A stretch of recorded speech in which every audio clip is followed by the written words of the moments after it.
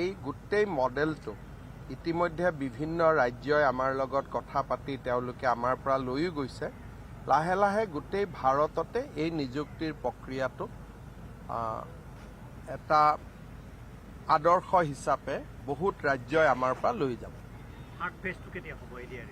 ADRE third phase ইলেকশ্যনৰ পিছত এইকেইটা দিনটো আৰু নিযুক্তি এইটোতো আৰু বিহু গ'লে ইলেকশ্যনৰ ডেটে এনাউন্স হৈ যাব দেখোন। যোৱাবাৰ 27 ফেব্ৰুৱাৰীত ইলেকশ্যন এনাউন্সহে হৈছিল। 1,70,75 এনেকুৱাৰ ভিতৰত হ'ব গোটেই নিযুক্তিটো। আৰু ইয়াত আমি কণ্ট্ৰেকচুৱেলখিনি যোগ কৰা নাই।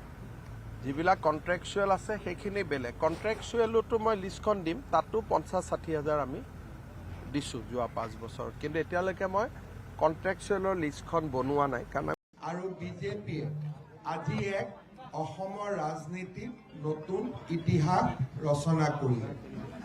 মই ভাৰতীয় জনতা পাৰ্টি আৰু আমাৰ মিত্ৰ দলৰ হৈ অসমবাসী ৰাইজক আমাৰ কৃতজ্ঞতা আগবঢ়াইছোঁ।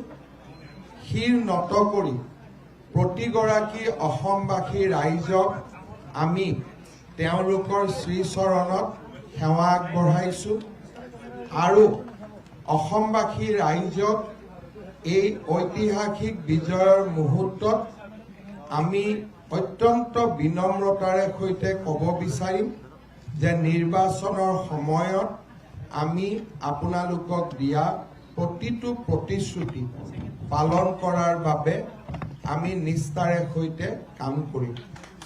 ভাৰতৰ প্ৰধানমন্ত্ৰী নৰেন্দ্ৰ মোদী ডাঙৰীয়াই যোৱা 10টা বছৰে